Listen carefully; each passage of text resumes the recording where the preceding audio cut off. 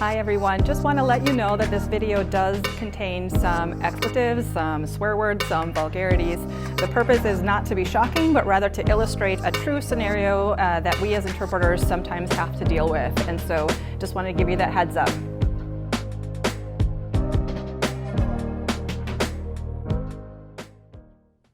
Hi everyone, I'm Erin. Sometimes interpreters might ask, do I have to interpret everything? And the answer, of course, is yes. Accuracy is a really important part of the standards of practice and what we commit to, the whole purpose of us being present in the healthcare environment. However, sometimes accuracy is a little bit more challenging than others, especially if you get some spicy or profane words, other things that were maybe distracting to you that you weren't counting on in your environment. And so therefore, you're thrown off for just a second. So I want to share with you an actual situation that I experienced early on in my career and kind of what was going on in my head, and hopefully give you some insights as well in processing through and handling scenarios where you have to interpret things that you would never have said yourself. So a true story, of course, protecting the confidentiality of the individuals involved. Patient was having physical therapy as an inpatient individual, and so if you can imagine, you're in this long hallway inpatient unit at the hospital.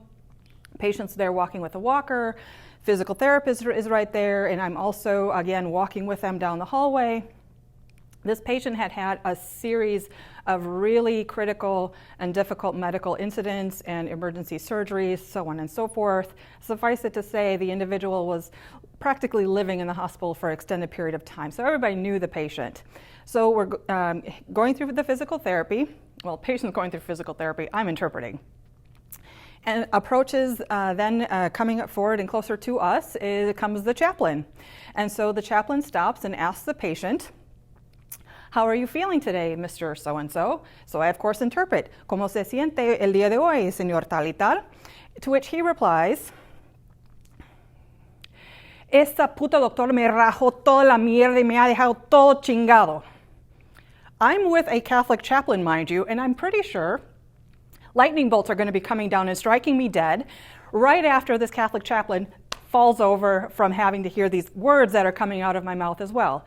But what do we have to do as interpreters? Compose ourselves, interpret accurately, and move forward without missing a beat. So hopefully I was able to compose myself without missing a beat, and so I interpreted. "That bitch doctor fucking ripped me open and all my shit's messed up. And I'm ready to die now because I'm quite certain the good Lord is going to strike me dead." Didn't happen. I'm also expecting that this chaplain is also going to drop dead out of shock from hearing these words. And you know what happened next? It was really cool.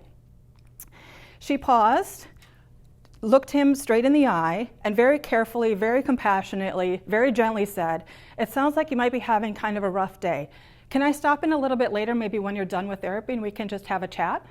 And I'm like, oh my gosh, that was absolutely amazing. So here I was as the interpreter in the situation, panicking inside about this horrible thing that this patient had just said to this chaplain and how she was going to respond to the scenario. And so this anxiety, this fright that I had as the person, as the interpreter in the encounter was completely unfounded. Instead, the chaplain, and it dawned on me, has probably heard this language a few times before. This chaplain has experience and training in dealing with people who are going through some difficult situations. That pretty much defines everybody in a hospital, right?